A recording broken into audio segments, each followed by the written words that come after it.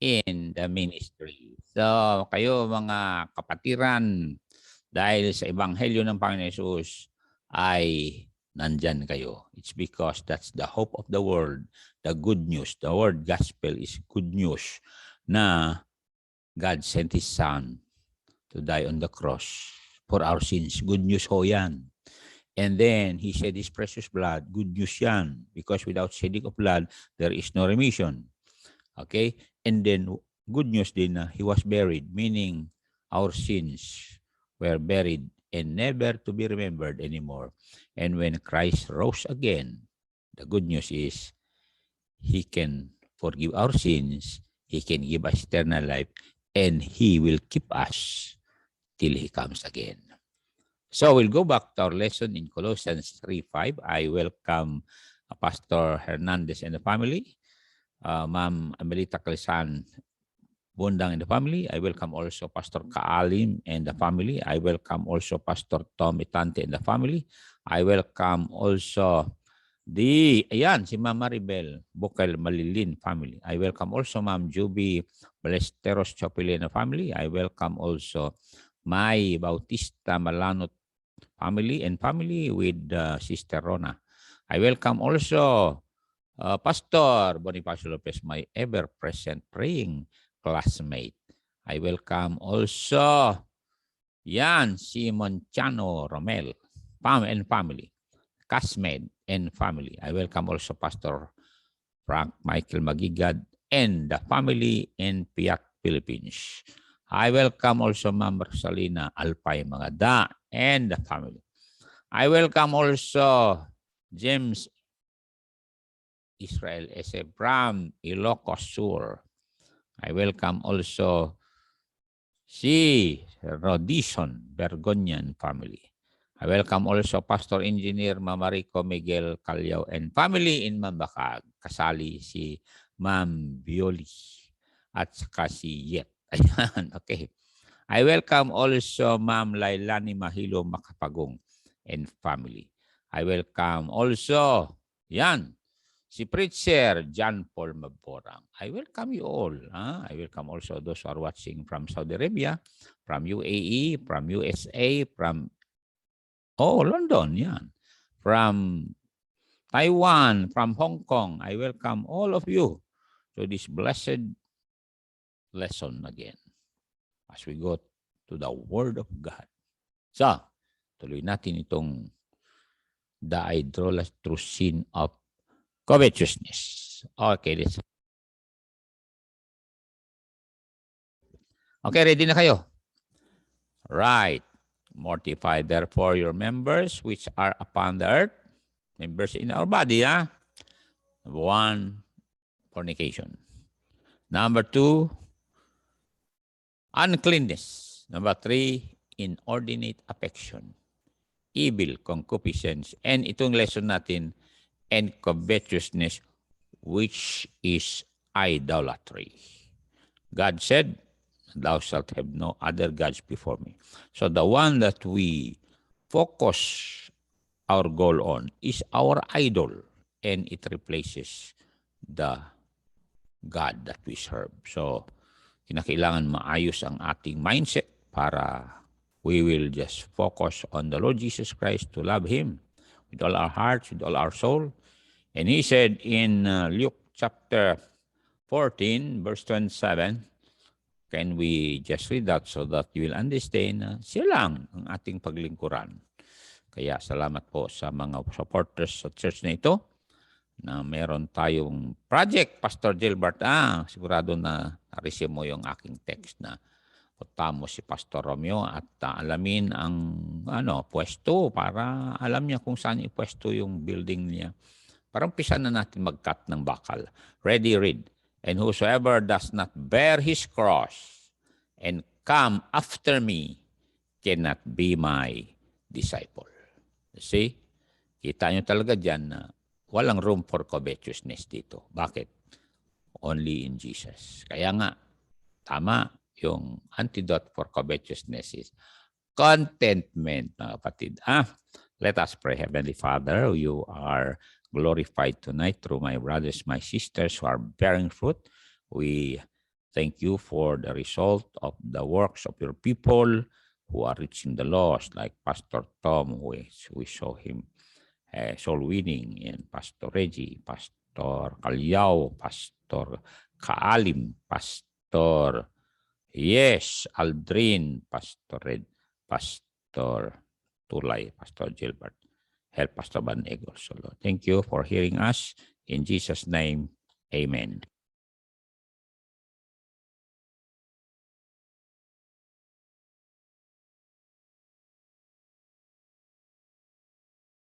Okay, whosoever, sabi niya. Whosoever. Ibig sabihin, everyone is welcome to follow Jesus. Now, and the word disciple means matute. Ano po, in the Greek.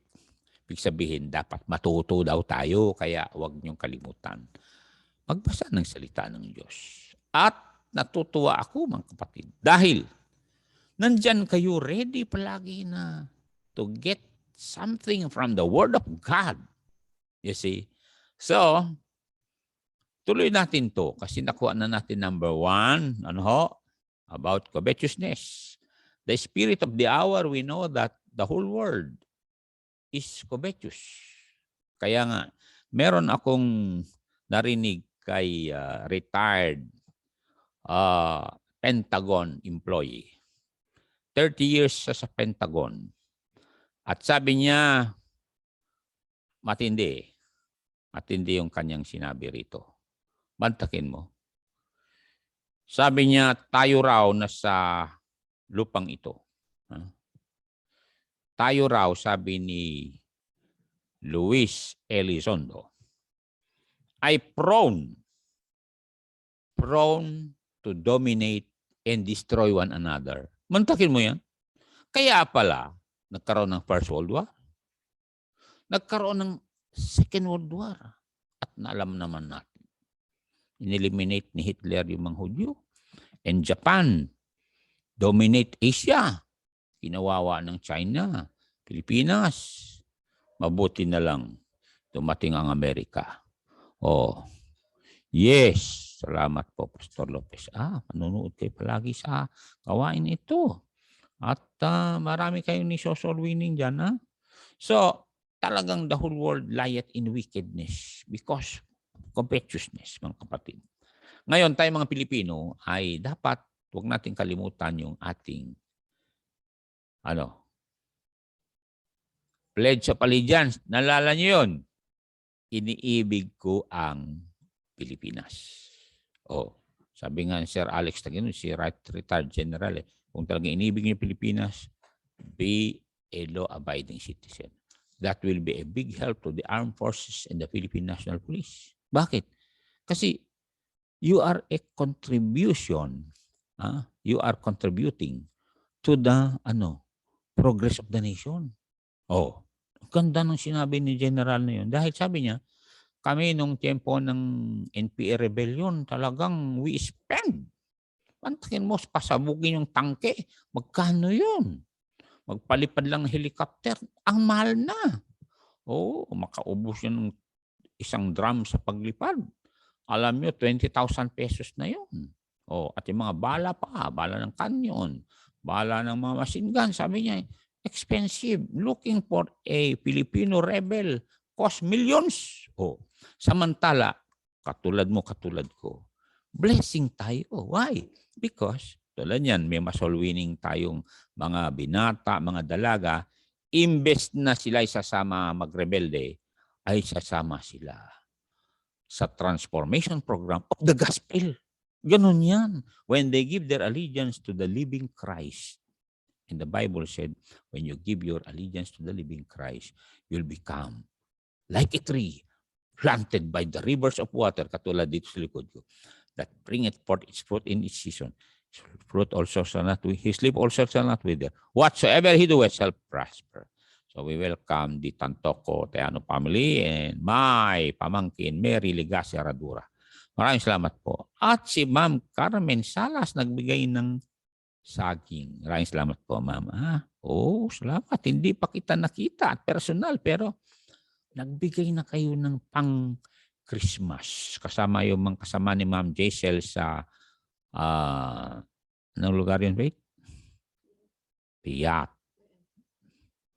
At nandyan si Ma'am Catherine de Matabunagan. Okay. Now, Minanga pala. Minanga. Okay. Anong problema yan? Salamat po sa privilege, Pastor Magigad, na kahit papaano we are a blessing. Kasi yun naman ang prayer ko eh. In fact, sabi ko, Lord, di ba sabi ng Bible, I will make you, I will bless you and you will be a blessing. Ha? Pero ang prayer ko ay, Lord, bless me more and I will be a blessing sa more. Mantakin mo yan. Binisita ni Pastor Kalim si Pastor Banek. Yan na ngayon. So, sabi ko kay Pastor Gilbert, mag-cut na ng bakal dito para pagdating doon, itali-tali lang. Madali yung ganun eh. Okay, salamat po. Mantakin mo yan. Ha? Kaya tayo dito, mga kapatid, ay nagpapasalamat na the gospel came to us. Nung dumating gospel sa atin, kasi gospel is God offers sinful people eternal life. Yan ang gospel. You see? Naalala ninyo, sabi ni Lord Jesus Christ, sabi niya, He that believes on me or accepts me has everlasting life. Kaya nga lahat tayo ngayon na nakafocus kay Lord Jesus Christ ay dapat abutin na nating iba dahil wala nang problema sa salvation mo. Tinanggap mo ng gospel eh. Tinanggap mo na si Jesus, namatay para sa iyo, buhos sa kanyang dugo, nailibing at nabuhay muli. Ngayon, privilege natin na abutin yung iba dahil ganito yung mga kapatid. Sabi ng Romans chapter 13, delikado ng panahon natin, don't you know that? Sigurado naman naririnig na niyo yung Omicron, di ba? Di ba, Ma'am Charito Abelarde Arojado? Meron na bang Omicron dyan sa inyo sa Zambales, sister? Wala pa. O salamat naman. Kasi sabi nila talagang hindi daw to Pastor Lopez eh. Pastor Tom, narinig mo naman yan, di ba? Pastor Darwin. Kaya tama lang na mag-soul winning na tayo habang wala pa nung lockdown. Nag-lockdown sa Sweden. Nag-lockdown sa Israel. In fact, Hong Kong, wala na raw tinatanggap na international flight galing sa Africa. Dapat dito sa Pilipinas, wala din ha. Oo, mga kapatid. Kaya, we welcome also Ma'am Mary Rose Laporga. Thank you so much, Ma'am Mary Rose, with Brother Elgin, Titus, Banban, and Noah. Ayan, Sister Rosa, thank you for your big heart and big hand. Okay, diyan na kayo 13. Basahin natin para 11. Para naman meron tayong information. And I want you, before going to our lesson about covetousness, I want you to wake up. Bakit? Kasi nakalagay dito, and that knowing the time, that it is high time to awake out of sleep. Why? For now is our deliverance. The word salvation yan ay rapture. Nearer than when we believe. Kaya gusto-gusto ko yung redemption draweth na eh. Bakit? Dahil sinasabi pa namin sa amin yan noong 1974. Di ba, Pastor Lopez? Jesus is coming. Talagang mainit talaga kami noon. Ngayon at mas malapit darating si Jesus. Yung iba nang lalamig. Ito mga kapatid. Narinig na ba din nyo yung UNGA? Thank you, Sister Mary Rose. Keep on. Merry Christmas. Nauna ng Christmas mo. Okay. UNGA means United Nations General Assembly. Ito ang hinihintay namin ni Pastor Lopez. Bakit? Nag-meeting ang United Nations General Assembly. Kumuha ng resolution noong December 2, 2021. Kinggan nyo ito na Christians and Jewish are now prohibited to enter the Temple Mount. Muslim lang. Ngayon lang nangyari yan sa whole history ng Israel. From 1967, when the Jews took over Jerusalem, libre yung mga Christians at mga Jewish papunta sa Temple Mount, yung lugar na kung saan nihain yung anak ni Abraham, yung Mount Moriah. At nandun yung, siyempre nandun exclusive sa Muslim yung mosque nila. Pero dun sa grounds, dun sa Temple Mount, libre yung mga Kristiyano at Jewish na mag-pray doon at talagang magpa-picture at mag-pray. Ngayon, gumawa ang United Nations General Assembly. Unga. Naku. Pakinggan natin 12a ng Sakaraya. Kaya nga, nakikita na natin ito mga kapatid. Kaya excited tayo na mag-soul winning pa. Sakaraya chapter. Okay. Ito sa 12. 1 and 2. Makita nyo rito na sa lahat ng bansa, bakit pinagbawalan mga Kristiyano na mapunta dun sa Temple Mount, sa Jerusalem pa. O katulad ni Ma'am Peli, we welcome you from London. Maginaw na rin dito, Sister Peli. Mantakin mo, parang aircon kami, 20 degrees. Ito mga kapatid. The burden of the word of the Lord for Israel, said the Lord, which stretched forth the heavens and laid the foundations of earth and formed the spirit of man within him. Tuloy natin yan. Behold. Nako. December 2, 2021, United Nations said, Jerusalem is now off limit, or the Temple Mount in Jerusalem is now off limit to Christians and Jews. Tingnan verse 2. Behold, I will make Jerusalem a cup of trembling unto all the people round about. Manpakin mo yan. When they shall be in the siege both against Judah and against Jerusalem, and in that day will I make Jerusalem a burdensome. Hindi London ang burdensome, hindi Washington, hindi Manila, hindi Tokyo. Jerusalem burdensome. Burdensome stone for all people. Bakit? United Nations General Assembly na. All that burden themselves with it shall be cut in pieces, though all the people of the earth be gathered together against Jerusalem. What with all the people? We have a representative United Nations. And kung anong pinagbotohan nila against Israel, lahat ng bansa, siyempre, against na si Israel. And only the Lord will defend Israel. Mga kasama, kaya nga, tinandaan ng December 2, 2021, na talagang halos lahat ng bansa, yung iba, siyempre, natawag na nagno, pero ilan lang nagno, Amerika lang, at saka yung iba kasi naging neutral na lang. Oo. Kaya mga kapatid, talaga ito na, di ba, Sister Peli, malamig dyan. Oo, kita ko yung snow ninyo dyan eh. Dito naman sa lugar ko, parang snow pagtingin nyo, pero hindi snow yan. Maginaw lang, kaya mahirap mangisda ngayon. Oo, pero maraming isda dito sa amin. Sabi nga ng pamangkin ko, meron daw ang laki ng Anyway, salamat tayo sa Diyos na parating na ito, mga kapatid. Tandaan na nyo. At ngayon, at this time, solar eclipse sa USA. Narinig na ba ninyo yun? Kaya talagang the world is in chaos. Lalo-lalo itong Omicron na ito. Magtataka kayo bakit Greek pa ang ginagamit. Greek name ang ginagamit sa mga virus. Delta, Greek yun eh. Omicron is the 15th letter of the Greek alphabet. Darating yung oras, nagagamit sila ng hari ng mga virus dito sa Revelation. Tingnan nyo, pasahin ko sa inyo sa Revelations chapter 8 na may hari. Yung mga pambira naman itong pan na ito.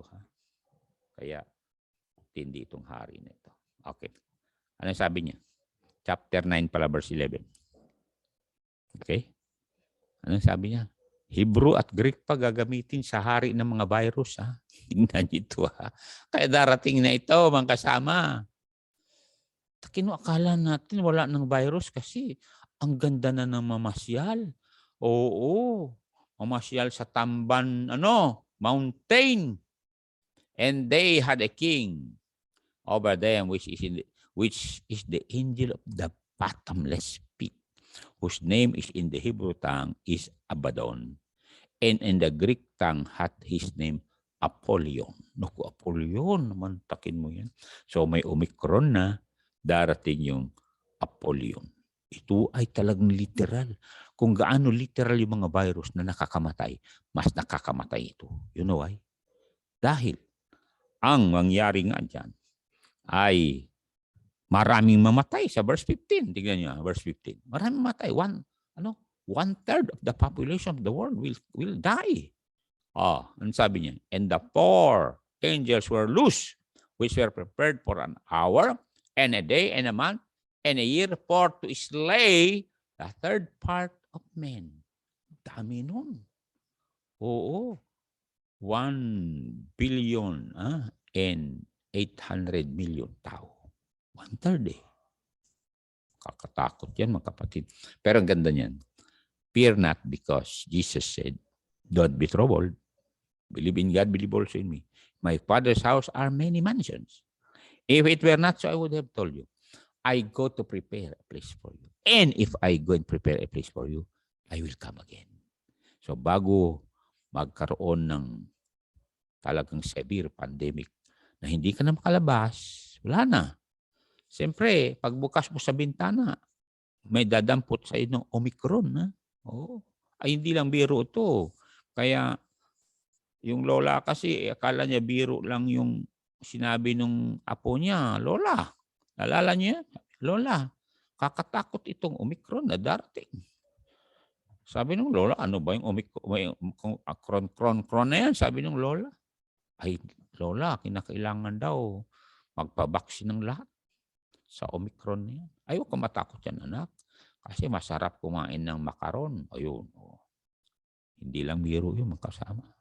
In fact, magkasama yung professor namin, Pastor Lopez, is Pastor Oscar Camua, ay meron siyang, siyempre nag-aral yan sa PBS nung sabi niya, isa sa kanyang mga kinulayan na preaching ay ganito.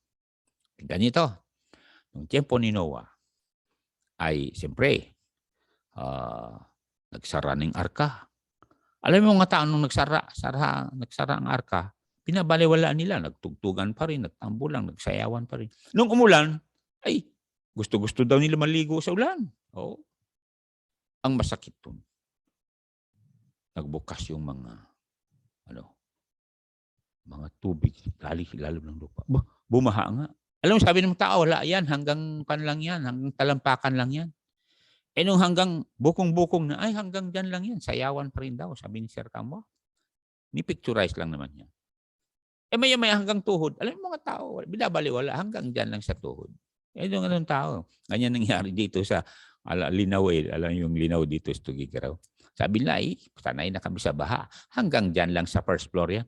Anong hanggang first floor? Umabot bubong.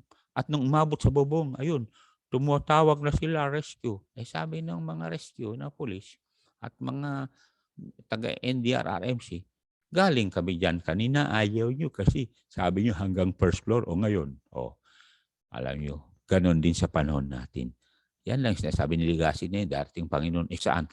Pero nung narinig ko at nabasa ko sa internet na ang United Nations General Assembly, UNGA, ay nagkaroon ng resolution na pinagbabawalan ng mga Christians and Jewish to enter the Temple Mount.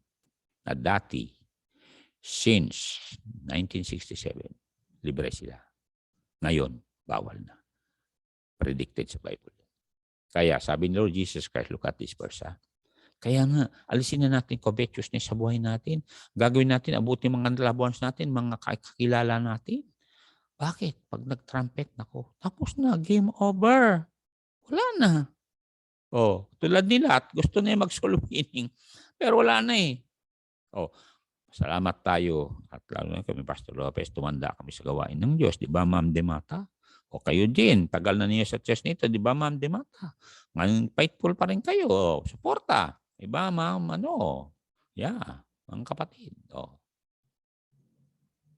21:28 ng Luke, tignan niyo. Alam niyo, mga kasama, hindi basta-basta ito panahon natin. Lalo-lalo na election time. Ngayon, iba ang nangyayari. Hati-hati naman ng mga Pilipino. Ready, read. And when these things begin to come to pass, then look up and lift up your heads for your redemption. Draw it near. Yung redemption dito, ito yung pagpapalit ng katawan natin na the presence of sin will no longer be a problem. Totoo yan. Ang tangin mo ang presence of sin dito, matindi. Oo, yung mga kwentuhan lang na yung sabi ng time ni Noah, di ba? They were eating, drinking, marrying, and giving in marriage. Oo, narinig ko na naman. Na pag nag-away na raw, maghiwalay, maghanap na naman daw ng iba. Paano mga bata? Sige nga. Kaya, marrying and giving in marriage is because of covetousness. Not content with one partner. Yun ang nakalagay sa 2 Timothy na incontinente.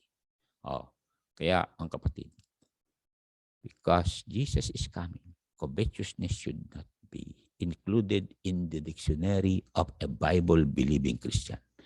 Ano tayo? Di kayahin natin sa Apostle Paul na we need to think of the salvation of others. Kaya malala nyo yung 1 Corinthians 10:33. Ulitin natin para meron tayong basehan.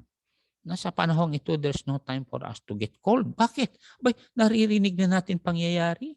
In fact, sabi ng China, I will send a nuclear missile to Australia because pinigilan nila ang pag-export ng coals. Alam mo yung coal, yung maiitim na parang uling galing sa lalim ng lupa. Kaya ang China ngayon, nagkukulaps economy nila. Okay, basahin natin to ngayon, mga kapatid. Ito ang maganda na i-memorize natin para mawala yung covetousness atin.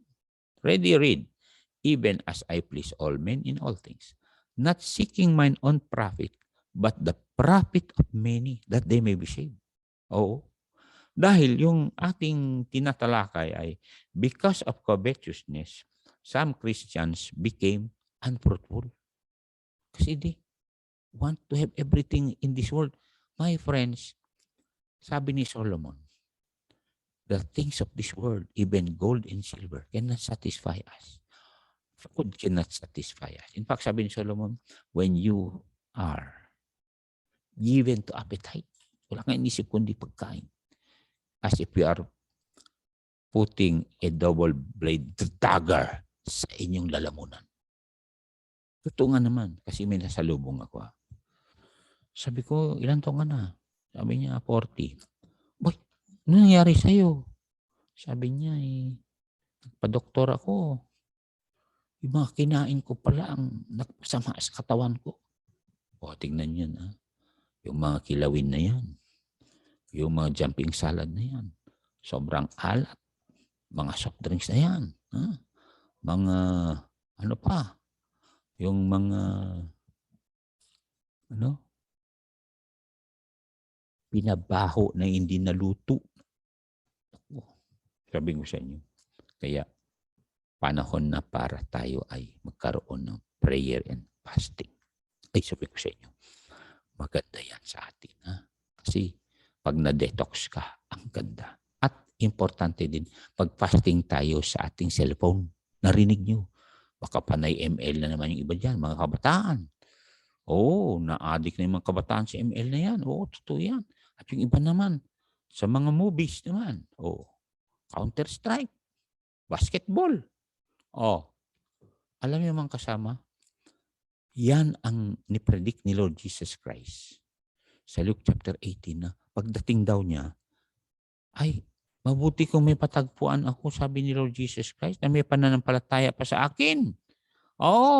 Kasi wala nang nagbabasa ng Bible. Araw-araw ang ako nandito, ilan lang ang nagpapakita dito. Ilan? Mga membro pa yung iba. Wala panahon. Bakit wala panahon? May panahon kayo punta sa mall. Magdamag kayo at hanggang gabi kayo sa mga mall. Ano nakuha nyo? Anong sabi niya? Sa verse number 8. Luke 18:8. Sayin natin to. Kaya kayo na kapatiran natin. Don't stay non-productive. Don't stay fruitful. unfruitful, I should say. Stay fruitful. Ano sabi ni Lord Jesus? I tell you that He will avenge them speedily. Ito na ang kadugtong. Nevertheless, when the Son of Man comes, question ito, shall He find faith on earth? Meron pa bang nananampalataya na makapangyarihan si Jesus, makapagbigay ng pangailangan, at makapangyarihan para ahunin ka? Do you have faith? Meron bang pananampalataya? Aahon ka pa? Oo. Yes, maraming salamat, Pastor Daniel Gaba. Marami tayo. Pero inaasahan ko kasi yung mga membro dito, linggo lang sila nanonood sa akin. Samantala, alam nila, gabi-gabi nandito ako. Paano ka lalago? Samantala, sabi ni Pastor Bukel, ang aming team sa aming anniversary, growing up. Paano ka mag-grow? Kung ano, isang beses ka lang kumain isang linggo, sige nga, paano ka mag-grow? At matalo ka ni Satanas. Bakit? Mahina kayo. Pero kung you were built up by the Word of God, you can cross the rivers of life. You can conquer all the territories of Satan. Why? Because the Bible said, Jesus said, I will build my church and the gates of hell shall not prevail against it. Kaya natutuwa ako, makita ko yung mga pastor natin, mag-post sila, Bible study dito, Bible study doon. Ay, sabi ko sa inyo, yan ay conquering the territories of Satan. Because of Acts chapter 26 verse 18, when we can relate our lives with the Apostle Paul, because the same commission was given to Apostle Paul, is also given to us. To what? Read. To open their eyes.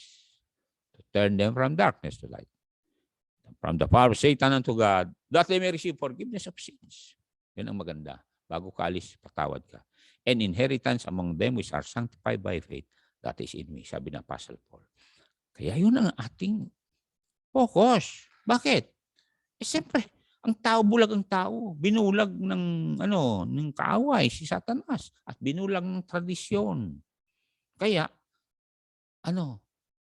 nabubuhay sa covetousness ang tao dahil ang nai-inculcate sa kanila ay from conception to the grave. Ibig sabihin, walang eternity. Samantala, sa atin, we believe in eternity. And we welcome Brother Manny Roaquin. Galing dito sa atin yan. Pero member na siya doon sa Santiago City. And I welcome Torny Kerry, Jezreel Yagi Taguba Karayugan, and family. And their beautiful daughter.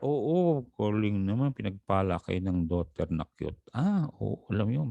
Ang ganda yung mga ganun. May cute na daughter. O nga pala, Pastor Calio, yung mga ulila dyan, alagaan nyo Oo. Kasi, mantake mo, 4 na ulila dyan. Alagaan nyo dyan. Kasi, sabi nung nanay, yung preacher, maging preacher daw, yung bunso. Kaya, by that time siguro, kung hindi pa mag-rapture, meron na tayong natawag na online Bible school. Anyway, ito yung Bible school na, you see, because doctrinal ito. Kaya, bilang mga Bible-believing people, let us not stay unfruitful. Huwag natin gayan si Demas. Bakit? Anong nangyari kay Demas? Remember, productive si Demas nung kasama ni Paul sa Colossae. Nung kasama ni Paul na nagpipreach. Kasi sabi niya, my fellow servant, si Demas, kahit sa Philemon. Pagdating sa last part ng buhay ng Apostle Paul, when he was about to die in Rome. Alam yung nangyari, 2 Timothy, di ba? Pakinggan natin nangyari kay Demas. Once upon a time, faithful siya. Huwag naman mangyari sa atin yun. Once upon a time, mahal na mahal natin ang Panginoon pagkatapos ngayon at lumalapit ng pagdating ng Panginoon. As I said, the United Nations General Assembly has already made a law na Christians and Jewish will not enter the Temple Mount in Jerusalem except the Muslims. Ang kasama, it's coming. So, basahin natin ang 2 Timothy 4:10. At sabi na Apostle Paul, nagkaroon ng heartache sa Apostle Paul dito. Bakit? Dati niyang talagang tapat na kasama ito Pero what happened? Naging covetous.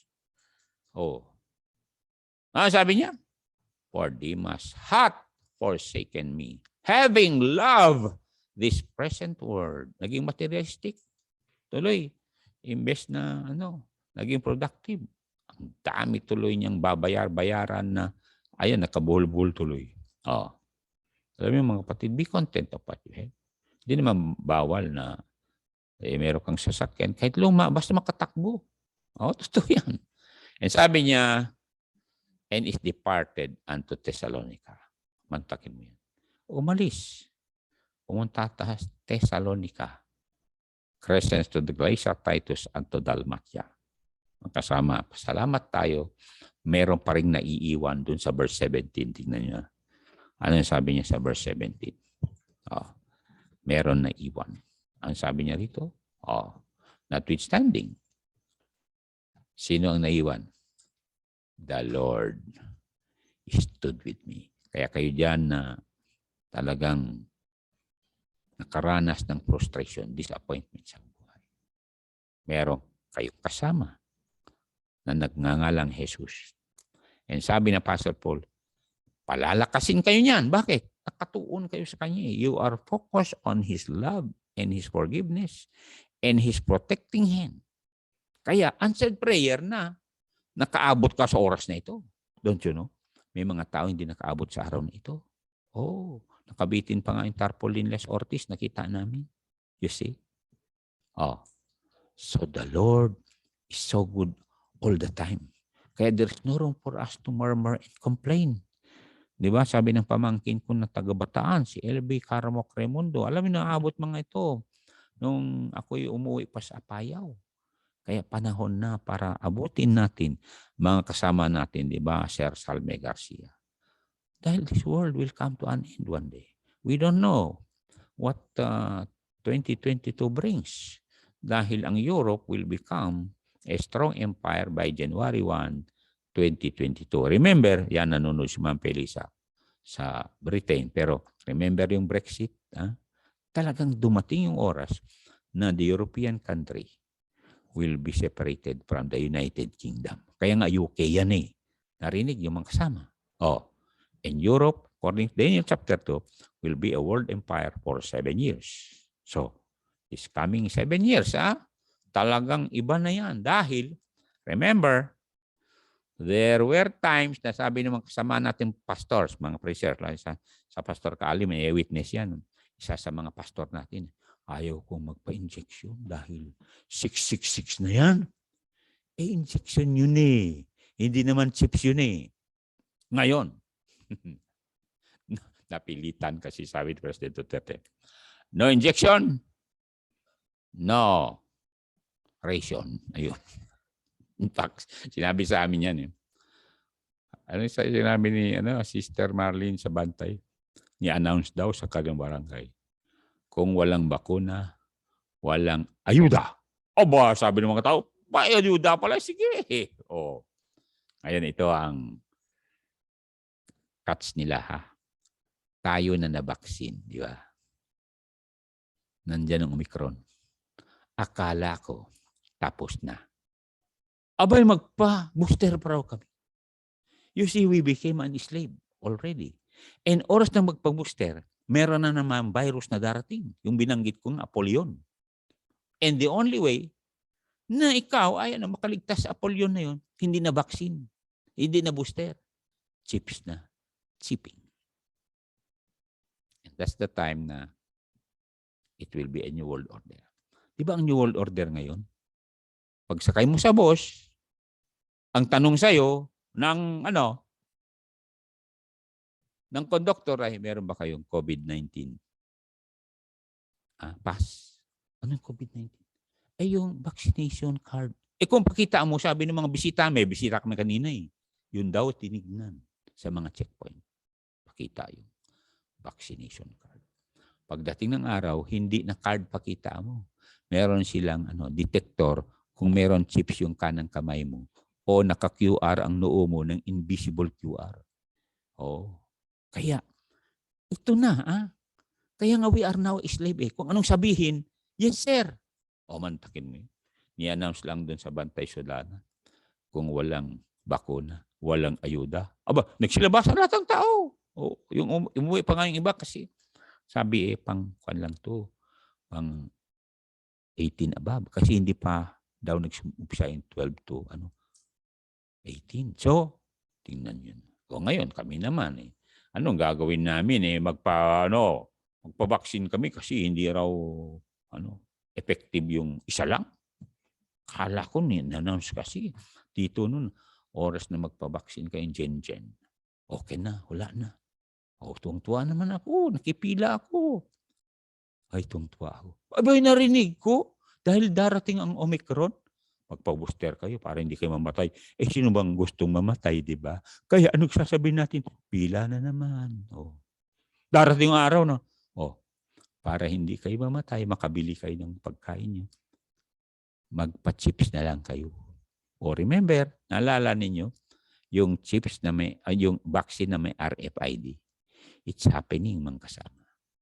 Kaya, salamat.